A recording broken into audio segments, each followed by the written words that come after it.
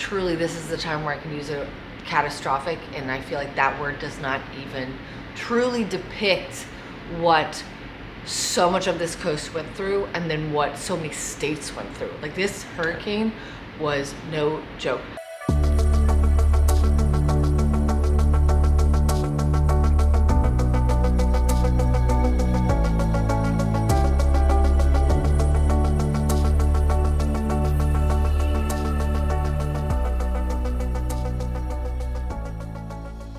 As you know, that there was a hurricane coming to Florida, specifically Tampa. St. Pete was kind of warned, as we always are, because we're in that, the West Coast Peninsula. We are guilty, as every other Floridian, to not really take hurricanes seriously. I'm pretty sure that you guys have seen on social media and the news about how devastating this was for St. Pete, because our perspective, we're from St. Pete, but it hit all of Florida, friends in North Carolina, Atlanta, Georgia, all the way up to Tennessee. And we don't even really want to talk about our position because we were very lucky. That's all I'm going to say. Yeah, we were very lucky. Very lucky. Whereas so many other people were not. This hurricane felt very much like a movie to me, like a disaster movie. There's no way this is real. Like, I think that was, it was almost a little bit of denial waking up the next day after the hurricane. Because we didn't know, we had no power. We weren't able to see in the craziest thing is cell phone, power, plumbing. Once plumbing went out, we kind of were like, something's going on. It's bigger than what we're thinking it Yeah. is, because we've been through a million hurricanes where we've lost power, and like we knew that was going to happen. Yeah, but like when there was these other elements that were starting to play into us, where we're at the very highest, pretty much the highest point in St. Petersburg, where we're not allowed to use plumbing. We're like, okay, maybe this is bigger than what we've ever experienced. And I remember my phone being spotty, and that was another little red flag. It was a massive hurricane. It was a massive hurricane. Like, I think I read something about 750 miles long and over like 1,100 miles wide. Yeah, it didn't even hit St. Pete directly. No. It just kind of grazed us, like 100, let's just say 180, 140 miles away from us. But the problem was that it being so far out had all this pressure and time to push all this water. We were so desensitized to hurricanes. There are areas of St. Pete that flood really bad. I think we always joke about it. So we're like, oh, like 38th is kind of like flooding again, like it's a joke. Or there's this area called Shore Acres that floods all the time, and it's just It's absolutely devastating. devastating. But truly, this is the time where I can use a catastrophic, and I feel like that word does not even truly depict what so much of this coast went through and then what so many states went through. Like, this hurricane was no joke. The fact that it wasn't, the only place that it really was a direct hit was a Panhandle, but that it affected so much more than just Florida alone. I mean, Georgia, like I said, Georgia, Tennessee, North Carolina, I believe South Carolina. Our guitar tech had like 2 feet in his basement, and he's in Atlanta. It was an outrageous storm. So many lives were affected. Like, it's driving around St. Pete. It is Eerie.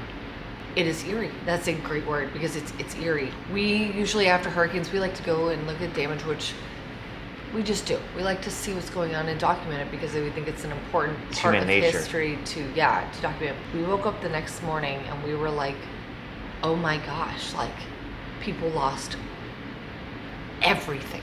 It wasn't a tree that fell down. It wasn't like, branches.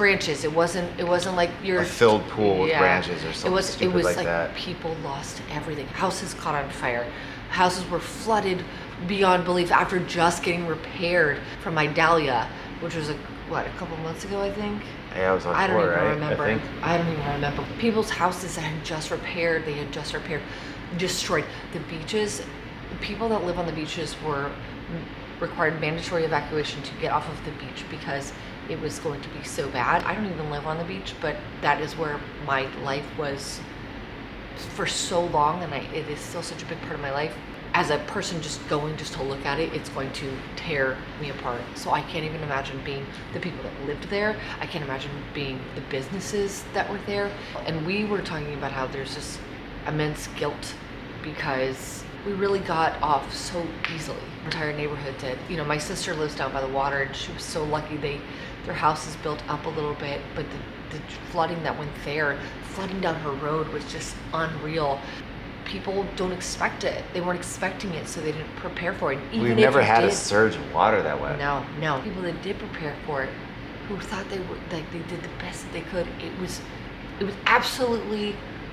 There was whatever they did would never defeat the water that came in. Well, it's interesting. It's because with our hurricanes, we're so used to, like you just touched on, things falling over because of wind, you know, broken glass, things like that. That's what we're used to. And a lot of people think when a hurricane, you're like, oh, wind, craziness, water. It just pushes it in, and it's incredible. As silly as it sounds, like watching the Weather Channel about the destruction that just like 4 feet of water can do to any place. So 4 feet of flowing water is like, what do they say? Like, it can go how fast? It's just like the destruction It's that water destruction can is do. just incredible. Ever since the hurricane happened, and we woke up the next morning and found out about all the flooding and everything, all we've been trying to do is like figure out like, what do we do to help people? And it's not just us; it's the whole community, it's the whole city. I don't know where to start. I would say like 90% of the places, you guys, if you were looking on the news, you'd probably recognize from watching these videos. What's the one that we always go to as ice cream shop? We were just there like last month. Paso Grill. Which is like wiped out. You Madeira know, Beach. I worked in Madeira Beach. We'd Wiped always out. take Remy to like look at weird things at John's Pass and things like that. The amount of sand that went into Buried like, cars. They had to use particular trucks to move sand off of the beach. It is wild the amount of impact it had on, like I said, not just our city, but like just on states, like states. Yeah. States, like, The southeast. yeah. So I said to Charlie, I'm like, the one when he was gone, like, I felt like the wind gusts were more intense, but the difference for being here, you know, we're not directly on the water, but like, Yeah. it was swirly. Like, it was like a swirly wind. The day last week you guys saw, Remy and I were goofing around like we always do at hurricanes, which kind of leads us to that point, is that we were talking about when I was trying to fly a kite with her, how it was swirling, and that's what we're used to. We're used to the wind. We're used to like dodging trees and limbs, and you know, back in the day when we had that giant tree back there, that was our concern. There was so much loss and so much devastation from Yeah. this storm to so many friends and family members, and like, I feel like I still feel in shock, and I didn't, you know, we're lucky enough to where we didn't lose anything that's No. not Important. important, you know, whereas We didn't lose people- anything important. Yes, we didn't lose anything important. Whereas other people that I know lost their livelihood, lost things of great importance like family heirlooms and, you know, all these different things. Jobs, And so it was businesses.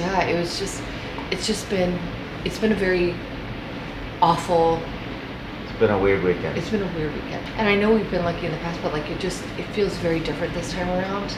Char and I are doing our best to help out our community in whatever way that we can. Today, I have a friend that lives in this low-lying area that was completely destroyed, and she's raising funds for her community to help all these people that their houses got completely flooded. Like we sent a bunch of cleaning supplies to them. So at the end of this video, what we want to do is we want to provide a couple, and follow our Instagrams too, a couple areas where if you would like to donate in any way to help some of these people, you know, whether, you know, I encourage people all the time, that's why we donate all the time, donating clothes, donating blankets, donating sheets, donating food. It goes and it helps. It puts a few places where if you want to donate, it will go beyond just helping, you know, there's the American Red Cross. There's just so many. I'm going to try and list as many as possible and get those all together. If you'd like to donate, we really encourage you to just donate. A dollar goes far. If you want to donate supplies, that helps people as well. But anything that we can do and anything that you feel like you would want to do to help, please let us know. And if there's some that I list that you don't see on there that you think would help the community, please let us know. It's going to be a really long time to rebuild, and like I said, families lost everything. So whatever we can do to help, I know you guys can rally behind us, all the states and all the people affected. I just want to say this, If anyone ever says climate change is real, you're a idiot. I really hope we don't see any comments on here that are like, woe is me kind of thing. We're not here throwing a pity party for ourselves. No, we are it's not even literally about sitting us. back in our house with our lights on. Literally looking at all these sitting videos. back on our couch with our lights on, knowing how freaking lucky we are, and it is uncomfortably Well, thankfully. awkward. Yeah. And Well, no. but it is. Yeah, it is. no. Like, I'm so thankful, and I'll never take that away. But like, it's uncomfortably awkward because I know that. And there are people we've that been very upfront with Remy too, explaining why this happens, how it happens. Thankfulness, appreciation, like understanding how lucky, and it's just Well, because I think her generation is going to be the one that has to clean up this stuff. yeah, and it's gonna be worse. Yeah. It's gonna be a lot, and if this week is a little awkward with filming, we're not trying to make it sad or anything. This is the reality of life right now. It's just weird. It's weird now. It's just like a weird situation to be in. Again, if you'd like to donate, I'm gonna put a couple of things into the description. But also, I've been posting them on my Instagram and my story as much as possible. Thank you guys, as always. You're amazing, and if you guys were affected by the storm, we are thinking of you. We are truly thinking of you, and we hope that you can quickly rebuild. Bye.